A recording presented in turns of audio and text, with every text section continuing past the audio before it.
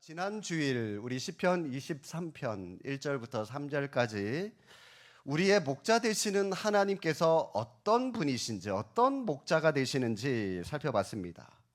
자, 여러분 말씀을 한번 보시면서 하나님께서 우리에게 어떤 목자, 어떤 분이셨습니까? 나를 부족함이 없게 하시는 분, 또 나를 푸른 초장에 눕게 하시는 분, 나를 쉴만한 물가로 인도하시고 내 영혼을 소생시키시는 분, 마지막으로 나를 의의 길로 인도하시는 분. 하나님은 우리에게 이처럼 좋은 것을 주시는 분이 나의 목자, 나의 인생의 주님이 되신다라고 고백을 했습니다. 자, 그런데 여러분, 오늘 본문 4절 말씀해 보시면 지난 시간에 나눴던 1절부터 3절까지 하나님의 사랑을 확인했던 그 환경과는 전혀 다른 환경 속에서 또 다른 하나님의 목자 되심을 고백하고 있는데 4절 보시겠습니다. 내가 사망의 음침한 골짜기를 다닐지라도 라고 되어 있는데, 자, 여러분 이게 무슨 말씀일까요? 하나님은 우리에게 좋은 것을 주시는 하나님이시기는 하지만 때로는 우리를 사망의 음침한 골짜기로도 인도하시는 분이십니다 라고 하는 그런 고백입니다. 하나님과 동행하는 삶을 살았던 다윗의 인생을 한번 생각해 보시기를 바랍니다. 다윗은 항상 잔잔한 물, 푸른 초장으로만 하나님께서 그의 인생의 길을 인도하셨던 것은 아닙니다. 그도 때때로 영혼의 갈급함을 느끼기도 했고요. 갈 길을 잃어버린 것 같은 그런 캄캄한 가운데 하나님의 돌보심이 끊어진 것 같은 그런 공포를 느끼기도 했었습니다. 그래서 다윗도 한때 이런 고백을 하나님께 한 적이 있는데 시편 22편 1절에 그가 뭐라고 고백했냐면 내 하나님이여 내 하나님이여 어찌 나를 버리셨나이까 어찌 멀리하여 돕지 아니하시며 내 신음소리를 듣지 아니하시나이까. 이 말씀을 예수님께서 그대로 인용하셔서 십자가 위에서 우리 예수님도 그대로 고백하신 것 기억나십니까? 엘리 엘리 라마 사박다니 나의 하나님 어찌하여 나를 버리셨나이까. 그 고백입니다. 다윗이 먼저 이 고백을 하나님께 드렸었습니다. 하나님을 자신의 목자로 고백하며 살았던 다윗도 사망의 음침한 골짜기를 지나야 하는 이런 시련의 때, 고통의 때, 고난의 때가 있었습니다. 성도 여러분, 이게 뭘 의미할까요? 하나님을 목자로 살아가고 있는 우리에게도 우리의 신앙생활이 결코 평탄한 길만 있다고 하는 것이 아니라는 것을 우리에게 잘 보여주고 있는 겁니다. 여러분, 우리가 예수님을 믿는다라고 하는 것은 우리가 이미 천국으로 들어갔다, 우리가 자동으로 천국을 내 것으로 소유했다라고 하는 것을 의미하는 것이 아니라 단지 우리는 천국행 티켓만 우리가 받았을 뿐입니다. 여러분, 이 기차를 만약 여기서 이제 부산을 가는 기차표를 샀다면 기차표 3과 동시에 자동으로 부산으로 간 겁니까? 아니에요. 가는 길이 있죠. 여정이 있는데 그 여정이 뭐 시각에 따라서 기차가 정시에 오고 정시에 가면 참 좋겠는데 눈이 많이 와서 뭐 30분, 1시간 딜레이 될 수도 있고요. 가다가 뭐 어떤 사고로 인해서 멈춰서 연기가 될 수도 있고 결코 평탄한 길만을 의미하진 않습니다. 이스라엘 유대인들 한번 보실까요? 하나님의 약속의 말씀을 붙잡고 그 약속의 말씀에 순종하는 뜻에서 애굽을 출애굽을 했습니다. 하나님의 말씀에 순종해서 떠났다면 좋은 길만 쫙 펼쳐지면 얼마나 좋겠습니까? 그러나 그들이 말씀에 순종해서 갔더니 정작 그들 앞에 펼쳐진 것이 무엇이었습니까? 젖과 꿀이 흐르는 가나안 땅이 곧바로 펼쳐졌던 것이 아니라 홍해를 가르고 건너갔더니 뭐가 펼쳐졌습니까? 사망, 고난, 전쟁, 기근, 결핍이 있는 광야만이 그들의 인생길에 쫙 펼쳐지고 기다려지고 있었다는 겁니다. 우리는 생각합니다. 우리의 목자 되시는 하나님이 우리를 너무나도 사랑하니까 우리를 늘 좋은 곳으로만 인도하시고 좋은 일만 있게 하시고 좋은 것만 먹여주실 것이라고. 그래서 우리를 결코 절망이나 공포나 패배로 인도하지 않으실 것이라고 생각을 합니다마는, 그러나 그렇지 않습니다. 사망의 음침한 골짜기로도 하나님께서 우리를 인도하신다는 겁니다. 왜 그렇게 하실까요? 우리를 사랑한다면 좋은 것만 먹여주시고 좋은 곳으로만 우리를 이끌어 가시면 얼마나 좋겠습니까?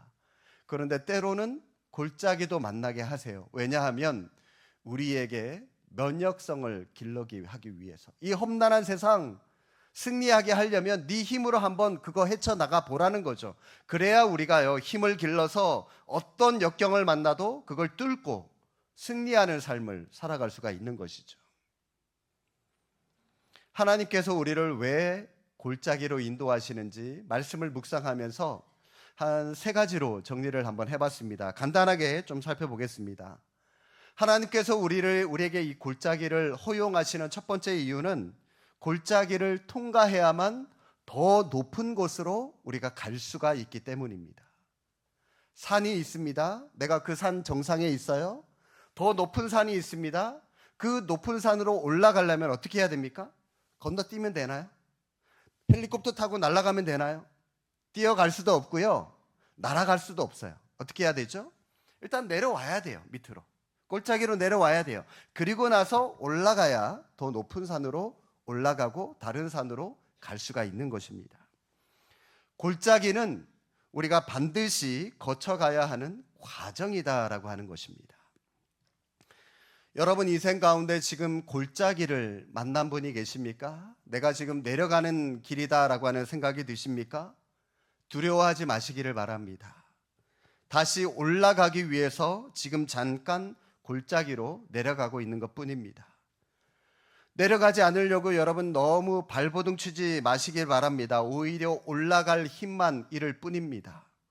내려갈 때는 그냥 힘을 빼고 쭉 내려가세요. 그리고 그 힘을 비축해 두고 그 비축해 둔 힘을 가지고 다른 더 높은 산을 향해서 힘차게 올라가시기를 바랍니다. 산이 높은 만큼 그만큼 이 골짜기도 깊은 법입니다.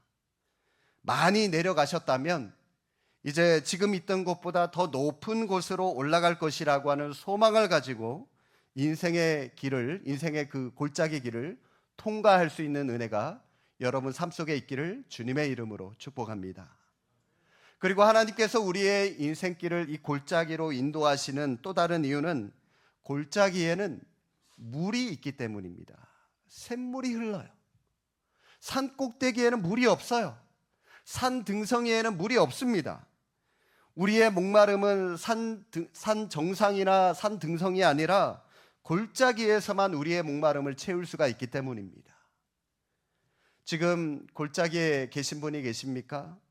힘이 들 수도 있겠지만 물론 힘이 들겠죠. 그러나 어쩌면 물을 마음 놓고 마실 수 있는 때이기 때문에 오히려 풍족한 때일지도 모른다는 겁니다. 다시 한번 말씀을 드립니다. 샘은 상등성에 있지 않고 골짜기에 있습니다. 하나님은 우리에게 더 좋은 물을 제공해 주시기 위해서 우리를 골짜기로 내본다는 사실을 다시 한번 기억하시기를 바랍니다. 하나님께서 우리를 사망의 음침한 골짜기로 인도하시는 마지막 이유는 골짜기를 지난 후에 푸른 초장이 있기 때문입니다. 사람들이 찾지 않고 아무도 가지 않는 곳은 양들에게 먹일 좋은 풀이 많이 남아 있습니다. 그런데 여러분, 사람들이 쉽게 지나다니는 곳 뭐가 있습니까? 아무것도 남아 있지 않아요. 사람들이 다 밟아댑니다. 이 사람 저 사람 지나다니면서 다 밟아대고요. 예쁜 꽃이 있으면 저마다 다 꺾어갑니다. 열매도 조금만 열려 있으면 다 따먹어버리고 아무것도 남겨진 것이 없어요. 양들이 먹을 것이 없어요. 목자는 양들에게 가장 좋은 꼴을 먹이고 싶어 합니다. 그래서 가는 길이 비록 힘들고 험난할지라도 사람들이 많이 찾지 않는 푸른 초장이 예비되어진 곳으로 데려가고 싶어 하는 것이죠. 그래서 골짜기로 끌고 가는 겁니다.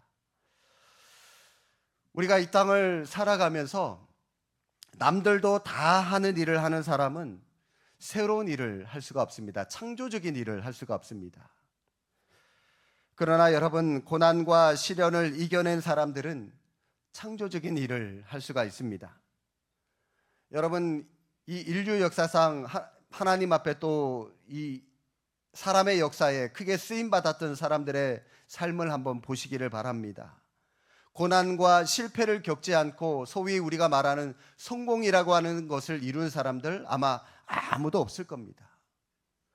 인류에 크게 쓰임 받은 사람들, 하나님 앞에 크게 쓰임 받은 사람들, 그 사람들의 하나 같은 공통점이 뭐냐면 고난이 있었고 실패를 있었고 그것을 극복하고 나서 그렇게 크게 쓰임 받을 수 있었다라고 하는 그런 공통점이 있습니다.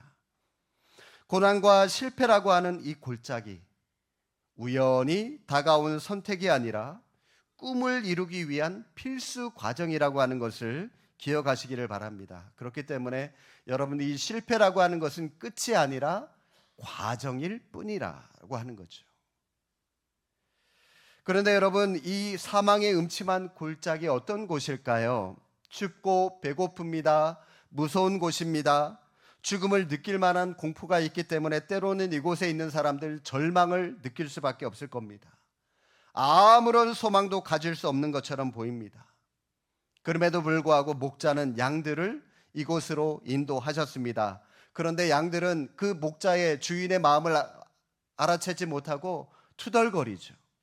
아니, 목자님, 우리를 죽일 작정입니까? 우리를 죽이려고 여기로 끌고 온 겁니까? 마치 여러분, 출애굽하던 그 유대인들이 모세를 향해서 우리를 죽이려고 이 광야로 끌고 왔냐며 모세를 원망하고 하나님을 원망하는 그 유대인들의 모습을 떠올려 보면 이 상황이 아마 쉽게 이해가 되실 겁니다. 그러나 오늘 다윗의 고백에 귀를 기울여 보시기를 바랍니다. 여러분, 24절 상반절 말씀, 23편 4절 말씀, 다시 한번 상반절 말씀을 함께 읽어보시기 바랍니다. 읽겠습니다. 내가 사망의 음침한 골짜기로 다닐지라도 해를 두려워하지 않을 것은 주께서 나와 함께 하심이라. 아멘. 다윗이 뭐라고 고백했습니까? 주께서 나와 함께 하심이라. 이 사망의 음침한 골짜기를 혼자만 가는 게 아니라는 겁니다. 주님도 나와 함께 그 길을 걸어가신다는 거예요. 우리와 동행하신다는 말입니다. 그런데 여러분, 이 말씀을 오해하지 마시기를 바랍니다. 주님이 나와 함께 하신다고 해서 사망의 음침한 골짜기에 공포나 절망이나 실패가 없다라고 하는 그 말은 아니에요. 분명히 두렵고 무섭고 아프고 힘든 거 있습니다. 분명히 있습니다. 그러나 중요한 사실은 나 혼자가 아니라 주님이 나와 함께 하신다는 겁니다. 그 사망의 음침한 골짜기를 뚫고 지나갈 수 있는 능력을 주님께서 우리와 함께 하심으로 우리에게 공급해 주신다는 것이죠. 다윗은 이미 경험을 했었습니다. 사무엘이 사울을 대신해서 새로운 왕을 뽑으려고 자기 집에 왔을 때 다윗은 2세의 아들이었음에도 불구하고 그 자리에 불려가지 못하고 혼자 들판에서 양들을 쳤습니다. 가족들에게도 어쩌면 이 왕따 당하는 존재, 미약한 존재가 다윗이었습니다. 그리고 작은 소년의 몸으로 그 큰 골리앗을 물리쳐서 이겼습니다. 왕으로 기름 부음을 받은 후에도요, 그 이후에 그의 삶이 탄탄대로였습니까? 평탄했습니까? 그렇지 않아요. 사울이 죽이려고 얼마나 다윗의 목숨을 호시탐탐 노리면서 그를 따라다녔습니까? 오랜 세월 동안 사울에게 쫓겨다녀야만 했고요. 왕이 된 이후에는 또 그가 어떤 삶을 살았습니까? 사랑하는 아들 압살롬이 왕위를 뺏으려고 아버지인 다윗의 목에 칼을 들이대는 그런 엄청난 사건까지 겪었던 사람이 다윗이었습니다. 그런데 여러분, 다윗이 뭐라고 고백했습니까? 그 모든 순간에도 하나님께서는 나와 함께 하십니다라고 고백하고 있다는 겁니다. 여러분, 오늘 이 본문의 4절의 말씀의 이 고백은 그냥 하나님 나의 능력이십니다. 하나님 나와 함께 하십니다. 하나님 감사합니다. 그냥 그렇게 입술로만 단순하게 고백할 수 있는 그런 고백이 아니에요. 지금까지 살아오면서 수많은 인생의 죽을 고비를 넘기고 또 넘기고 하나님 앞에서 수없이 많이 범죄했음에도 불구하고 여전히 하나님께서 자신을 떠나지 아니하시고 그에게 힘 주시고 능력 주시고 하나님의 뜻대로 이끌어 가시는 그 하나님, 나와 함께 하시는 하나님을 경험했기 때문에 그가 이러한 담대한 고백을 할 수가 있었습니다. 주님은 그런 분이세요. 우리가 잘할 때나 못할 때나 언제나 우리와 함께 하시는 분이십니다. 어떤 존재로 함께 하셨다고요? 감독으로요? 아니면 야단치는 스승으로요? 우리가 못하면 왜 이렇게 했냐고 야단치는 스승으로요? 그렇지 않습니다. 우리의 인생의 길을 예비하시고 선하신 길로 인도하시는 나의 목자로 하나님이 우리와 함께 하신 겁니다. 나를 가장 좋은 곳으로 인도하시는 목자로 함께 하셨습니다. 우리의 목자이신 예수 그리스도, 양과 같은 우리와 항상 함께 하십니다.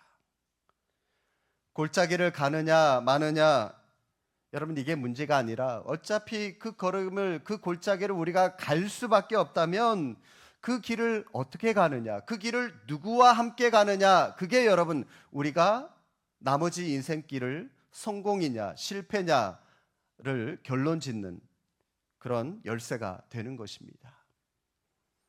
우리가 하나님을 사랑하고 하나님을 신뢰한다면 하나님은 우리에게 당연히 이 골짜기라고 하는 것을 틀림없이 허락하실 겁니다. 왜 그렇습니까? 말씀드렸죠? 우리에게 새로운 샘물을 제공하기 위해서, 우리에게 더 높은 골짜기로, 더 높은 산으로 올라가게 하기 위해서, 우리에게 푸른 초장으로 인도하고 싶어 하시는 그런 선한 목자의 마음으로 주님은 우리를 당연히 골짜기로 인도하십니다. 비록 힘들고 고통스럽다더라도 조금만 인내하면 정말 좋은 꼴이 많이 있다는 것을 알고 있는 그 목자의 마음으로 골짜기로 인도하시기 때문입니다. 그런데 여러분, 우리는 그 골짜기에 나 혼자만 있는 게 아닙니다. 많은 사람들 그 골짜기에 자기 혼자만 던져졌다고 생각하고는 그 골짜기에서 공포에 떨고 두려워하고 있습니다. 여러분도 살아오시면서 혼자라고 느껴본 적이 있습니까? 말할 수 없는 외로움과 처절하게 싸워본 그런 경험이 있으십니까? 외로움에는 두 종류의 외로움이 있습니다. 말 그대로 진짜 외로움이라고 하는 게 있고요. 또 다른 하나는 거룩한 외로움이라고 하는 것이 있습니다. 여러분, 이 거룩한 외로움이 뭘까요? 거룩한 외로움, 이게 뭐냐면 하나님을 만나기 위해서 일종의 경건 시간을 갖기 위해서, 경건 시간, 말씀을 읽고 기도하는 시간, 또 이 큐티하는 시간, 이런 것들이 일종의 경건 시간이라고 할 수 있겠죠. 여러분, 세상에 놀고 싶은 거 다 놀고 내가 하고 싶은 건 내 마음대로 다 하면서 언제 하나님과 함께하는 그런 경건의 시간을 가질 수가 있겠습니까? 그런 시간을 내가 의도적으로 포기하는 겁니다. 내가 의도적으로 자기 스스로가 세상으로부터, 세상 사람들로부터 자기 시간을 격리하는 것을 말합니다. 예수님을 믿는 우리는 때로는 이런 거룩한 고독, 거룩한 외로움이 우리에겐 필요합니다. 세상이 나를 왕따시키는 것이 아니라 내가 세상을 왕따시키고 하나님과 함께하는 시간을 가지는 것, 이것이 바로 거룩한 고독입니다. 그런데 우리가 흔히 말하는 이 외로움이라고 하는 것은 내 의지와 상관없이 내가 세상 사람들로부터 격리되어 살아가는 것을 말합니다. 말 그대로 세상이 나를 왕따시키는 걸 말합니다. 사람들과 함께하고 싶은데도요, 사람들이 나에게 다가오질 않아요. 어쩔 수 없이 반강제적으로 외롭게 지낼 수밖에 없는 겁니다. 혼자 던져진 상태를 말하는 것입니다. 이런 외로움 경험해 보셨습니까? 미국의 캘리포니아에서 목회하고 있는 맥스 루케이도라고 하는 목사님이 있습니다. 여러분 한번 그분 이름 좀 잘, 혹시 볼펜 있는 분 적어 놓으시면 좋겠어요. 맥스 루케이도, 영어 이름을 그대로 얘기를 해서 맥스 루카도라고 하는 그런 이름으로도 불리는데, 아마 기독교 서점을 읽기를 좋아하시는 분들은 기독교 서점에 가셔서 이분의 책, 웬만한 책 다 사서 읽어보세요. 굉장한 통찰력을 가지고 있는 분이기 때문에 이분의 책이 미국 기독교 출판계 최고의 베스트셀러 작가이기도 합니다. 이분은. 그가 쓴 책 가운데 짐을 버리고 길을 묻다라고 하는 책이 있는데 그 책에 보면 이런 이야기가 있습니다.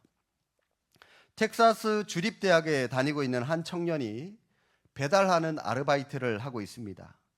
배달 업무 중에 하나가 뭐냐면 70세 정도 되는 할머니의 한 아파트에 나흘에 한 번씩 생수를 배달하는 일을 하는 겁니다. 그 아파트 벽지는 때가 가득하고요. 아파트는 낡았고요. 천장의 조명은 불도 깜빡깜빡 어두컴컴한 그런 아파트였습니다. 이 청년이 생수를 배달하러 가서 할머니와 한두 마디 인사를 나누고 뭐 어떻게 지냈느냐 얘기 잠깐 나누고 그러면서 이제 문이 열려 있으니까 안에 자세히 잠깐 이렇게 볼 수가 있죠. 자세히 보니까 이 할머니는 그 생수 물을 가지고요 빨래도 하고 설거지도 하고 그러는 거예요. 이 청년이 이상하게 생각을 하는 겁니다. 아니 이 할머니가 그렇게 넉넉하게 보이는 그런 형편도 아닌데 왜 수돗물로 충분히 할 수 있는 이 일을 굳이 이 생수물을 배달시켜서 이런 일을 할까? 여러분 왜 그랬을까요? 이유가 뭐냐 하고 나중에 알아봤더니 그 할머니가 외로웠기 때문에 그렇게 했다고 합니다. 수돗물은 틀면 물만 나와요. 그런데 여러분 생수를 배달시키면 물과 함께 누가 오죠? 배달 기사가 와요. 사람이 와요. 비록 돈이 많이 들더라도 아무도 자기를 찾아오지 않는 이 할머니의 집에 정기적으로 나흘에 한 번씩 사람 찾아오게 하는 것, 이게 바로 이렇게 배달을 시키는 유일한 방법이었기 때문에 그렇게 했다는 겁니다. 할머니는 사람에 대한 그리움과 처절한 외로움을 이렇게나마 위로를 얻었던 것 같은데 여러분은 이러한 처절한 외로움을 느껴본 적이 있습니까? 이토록 사람을 그리워해 본 적이 있습니까? 이렇게 처절하게 이 세상에 나 혼자밖에 없다고 여러분 생각해 본 적이 있으십니까? 그러나 그 함정에 빠지지 마시기를 바랍니다. 우리 그리스도인들은 사망의 음침한 골짜기에 있으면서도 혼자가 아니라고 하는 사실을 이미 깨달은 사람들이지 않습니까? 그곳에는 목자이신 주님께서 우리와 함께하고 있다는 사실을 알고 있는 그런 사람들이 우리 그리스도인들 아닙니까? 다른 양들은 없어도 괜찮습니다. 많은 양들이 나와 함께 있지 않아도 상관없습니다. 가장 중요한 것은 나를 인도하시는 목자가 나와 함께 하시느냐, 그게 중요한 겁니다. 함께 하신다면 우리는 외롭지 않고 두렵지 않습니다. 지금 여러분 사망의 음침한 골짜기로 가고 있습니까? 그렇다고 한다면 이제라도 목자를 찾으시기를 바랍니다. 여러분이 편안하고 즐거운 삶을 지금까지 살아오는 동안에는 어쩌면 목자를 찾을 필요를 못 느꼈을지도 모릅니다. 아니 어쩌면 목자가 있을까봐, 그래서 그 목자가 나를 구속할까봐, 내 자유를 빼앗아 갈까봐 오히려 목자가 있는 것이 불편해했을지도 몰라요. 그러나 여러분이 사망의 음침한 골짜기에 있다는 사실을 깨달았다면 이제부터라도 목자를 찾을 수 있기를 바랍니다. 우리가 흥할 때도 쇠할 때도 목자는 항상 우리와 함께 계셨습니다. 단지 우리가 필요를 느끼지 못해서 찾지 않았을 뿐입니다. 목자는 우리의 옆에서 뒤에서 언제나 우리를 지켜보고 있다는 사실을 항상 기억할 수 있기를 바랍니다. 그렇기 때문에 여러분에게 외로움이 찾아오고 두려움이 찾아온다면 여러분 그것을 극복하는 비결 뭡니까? 외로움과 두려움에 집중하지 마시기 바랍니다. 그것보다는 그 상처를 능가하는 목자 되신 하나님의 사랑을 여러분의 삶에서 체험하며 살아가는 일이 진정한 치유를 극복하는 비결이 되는 것입니다. 상처에 주목하면서 그 상처에 대해서 깊이 슬퍼하면서 날마다 비관적인 삶을 살아가는 사람은 결코 풍요로운 삶을 살아갈 수 없습니다. 우리는 오히려 과거의 상처를 능가하는 현재의 하나님의 사랑에 대한 풍성한 체험과 새로운 자아상을 소유해야 하는 것입니다. 창세기에 나오는 요셉의 삶을 여러분 한번 생각해 보시기를 바랍니다. 요셉만큼 정말 큰 상처와 고난으로 얼룩진 사람은 아마 없을 겁니다. 이복 형제들에게 왕따를 당했고요. 결국 형제들에게 팔려갔어요. 인신매매 당했습니다. 그래서 애굽으로 팔려가게 되고요. 보디발의 집에서 주님을 섬기듯이 자기 주인을 열심히 섬겼는데, 그런데 그 보디발의 아내에게 억울한 누명을 쓰고 감옥에 갇히는 그런 처지에 빠지게 되죠. 꿈을 해석해 줍니다. 복직된 술 맡은 관원장도요, 감사합니다 인사를 하기는커녕 요셉의 존재를 2년이나 잊어버렸습니다. 상처로 따지면 이 요셉처럼 상처를 많이 받은 사람도 아마 없을 겁니다. 우리가 이 요셉과 같은 일들을 겪었다면 한을 품고 살다가 화병으로 우리는 이미 다 죽어버렸을 것 같아요. 그런데 여러분, 요셉은 노예로 팔려온 자신을 하나님이 지극히 높여주셔서 애굽의 온 땅의 치리자로 삼아주셨음을 깨닫고 그를 향한 하나님의 오묘한 섭리와 사랑을 확인했을 때 요셉은 자신의 모든 상처와 아픔을 잊어버릴 수가 있었습니다. 여러분이 만약 요셉이었다면, 그래서 하루아침에 이 감옥에 갇혔다가 하루아침에 애굽의 총무로, 국무총리로 내가 이 애굽의 2인자가 됐다면 여러분 뭐부터 하시겠습니까? 제가 만약 그런 자리에 올랐다면 제일 먼저 복수부터 했을 것 같아요.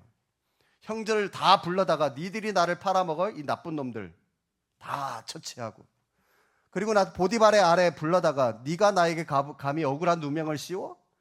이 나쁜 년, 그러면서 또 착 처치하고 복수를 했을 텐데 요셉은 전혀 그런 모습을 보이지 않았다는 겁니다.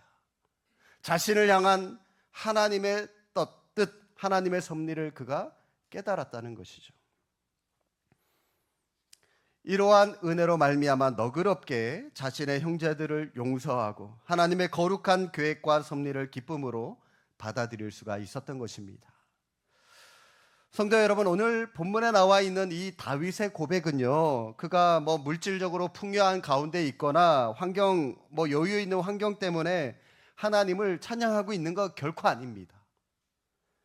그가 지금 사망의 그림자가 드리워진 음침한 골짜기를 지나고 있는 자신의 모습, 그 가운데서 이런 고백을 하고 있다는 겁니다. 그럼에도 불구하고 다윗이 뭐라고 고백합니까? 나는 두렵지 않아. 죽음의 그림자가 나를 겁먹게 해서 하나님과 나를 멀어지게 할 수 없다. 사망의 위협도 나를 평온한 풀밭과 실만한 물가로 지날 때와 다른 태도로 신앙생활할 수 없다. 왜냐하면 하나님께서 나와 함께 하시기 때문이다 라고 하는 담대한 고백을 그가 하고 있다는 것입니다. 여러분, 이게 바로 믿음입니다.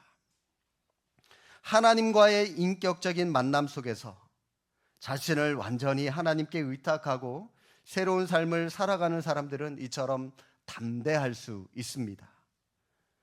여러분, 나에게 주어진 인생이 내 것이 아니라 하나님의 것이라며 하나님께 내 인생을 모두 드린 사람이, 이미 다 드린 사람이 여러분 이 땅을 살아가는 데 있어서 두려울 게 뭐가 있겠습니까?